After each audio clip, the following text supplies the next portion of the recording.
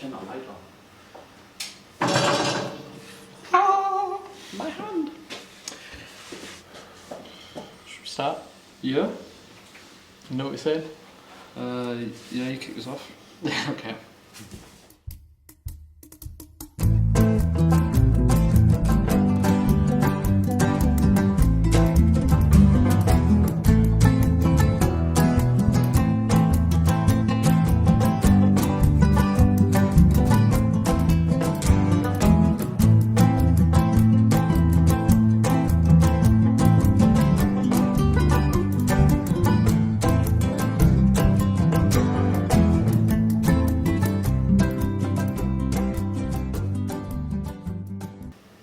Hello and welcome to Steam Machine Brewing Company. I'm Nick. And I'm Phil. And we're here to drink some beer Yeah. and tell you about it. Because that's what we do. Tough part of the week. Tough part of the week. It's Friday at the time of filming. It has been a busy week. Very busy week. Brewing, kegging, impromptu fence repair, Yeah. chasing rubbish around in the wind. Yeah, thanks for that. Storm Otto, I believe. So what it's called? Apparently. There we go. Documented now. So you can check when we filmed it. Yeah, or you storm chasers. So this is the second of our winter taste packs. You can, if you purchase these over the next few weeks and it's no longer winter anymore, you can still enjoy them. You don't have to wait till next winter.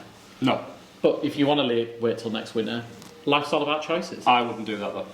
Not for these beers that we're going to try first, because we're having our IPAs. What's this one then? Cheers, Phil. This is Where the Little Ones Sing.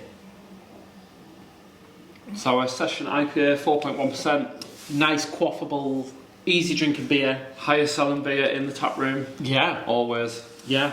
Apart from lager sometimes overtakes it. We don't like to admit that though. Oh, we'll put lager in the next taste pack. Definitely. Should we do that? We love our lagers. We love lagers. Love all beers. So this is a really mellow, easy drinking IPA. It's the kind of IPA that, like Phil says, people just come in and quaff all the time. It has a generous amount of oats and wheat in there, which adds to the kind of viscosity of it for such a low ABV beer. You know, it's nowhere near as thin as like an English bitter equivalent of the same ABV. And that's what gives it the haze and that lovely slight hint of opacity there, which, you know, gives it that golden colour when it shines in the sun. This was hopped with Citra, Motueka and Centennial, I believe. Yeah, it was. So Why? well, Centennial is, you may have heard of it, it's one of the famous sea hops, like along with Columbus, Chinook, Cascade. These are hops that kind of came out during the 80s and the 90s from hop breeding programs. Did Centennial fall out of fashion a little bit? I'd say all of them fell out of fashion, really. Centennial probably the most. But it's kind of come back into fashion recently. And if anyone tried the first winter taste pack, you might have had Terroir Philosophy, where we were investigating how using grapes in the beer can add all these precursor thiols, which can boost like aroma. And Centennial's really high in these little flavour compounds that can create more interesting flavours when used with other hops later on. But the current thinking is that if you use this very early in the beer, such as we put it in the mash, I think, and early in the kettle, that it can bring out more juicy, sweet, fruity flavours from the other hops.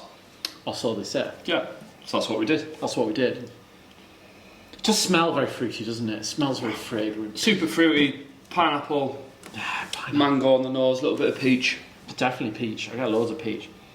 And no fruit was harmed in the making of this beer. No. What's this coming in at? 4.1%, so as we said before, super quaffable. It's got a nice bitterness to it as well. It's not. It lets you know it's a beer. It lets you know it's a beer, as they say. Yeah. Right, well, we promised another IPA, Yeah. so let's drink one. So this is Miles of Nothing between us. Between us. So this is a New England IPA. Another super popular style in the tap room. Yes. This is kind of our latest Yes. release, incarnation of the style, isn't it, really? Yeah, like if anyone's been to the tap room and tried Hit the North, or if they've had all the places, lots of things like that.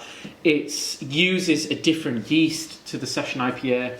It uses a different grist. It has a little bit of heritage malt in there. And it uses different hops. I mean, the idea of this is to get a beer which showcases even more of those fruity, soft, tropical fruit. Are we getting that from the yeast as well? Then, Getting that from the yeast as well. We don't tell the yeast we're using our session IPA. It's a secret. No. But this is a classic New England yeast, which historically they think are derived from British brewing yeasts. Yeah. And just evolved. So you're getting more of that fruit kind of character from the yeast, from the hops. But we also think that our grain, we use a little bit of Chevalier, we also think that contributes a bit of fruity character. So. Absolutely. It almost gives it like a slight marmalade quality, doesn't it? I think so, yeah. Should we crack it up? Let's do it. So what we hopped this one with? I can't remember. What have we hopped this one with? Citra, Idaho 7 and Talus. Oh. So Talus is an interesting one. Yeah, so we've used Talus for quite a while. Tell us about Talus. Talus is kind of like, well, you might have had Sabro. It was kind of the fashionable hop of about a year or two ago. Everyone was Sabro was everywhere, but it did kind of divide opinion. And Talus has kind of been the same. So you do get those like slight notes of dill. People get slight minty on the back there. Do you get any of that from this on the aroma and things like that? I just get a lot of pineapple. I get loads of pineapple. Yeah, it's like pina colada. It's like pina colada. Yeah. Incidentally, as an aside, on New Year's Eve we made a cocktail of our double IPA into a pina colada. Yeah, it lasted about half an hour. It was good. Not like the glass, like we weren't sipping it for half an hour, just the keg. Yeah, the whole keg. That's very nice. I mean, I love Idaho 7 anyway. Idaho 7 is like Super Simcoe. And Super Simcoe. Simcoe on steroids. Simcoe on I love it. And, you get a little bit of passion fruit, but you kind of get more of those kind of like overripe tropical fruit with this compared to like the session IPA where you had like, I'd say like slightly on the underripe side, like green guava and stuff. Yeah. Like. I'd say the session IPA is a lot cleaner, isn't it? Definitely. On the fruit side of things, where this is almost like, you can almost chew your fruit with this. Yes, definitely. And like the higher ABV from this adds even more thickness. Yeah. Adds even more body. And that just a slight more alcohol allows it to hold more aroma, more flavour, because alcohol's a wonderful solvent. And we have found 6%, isn't it? We found that to be our like sweet spot. Yes. For our New England IPAs, really. And this is a very not much bitterness. No, we didn't want much bitterness. No, not in this one.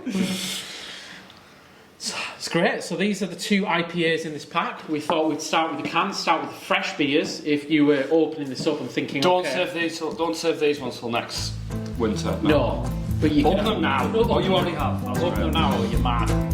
All right. That's a nice, strong start. Really nice. Next beers. Well done. Cheers. You're welcome.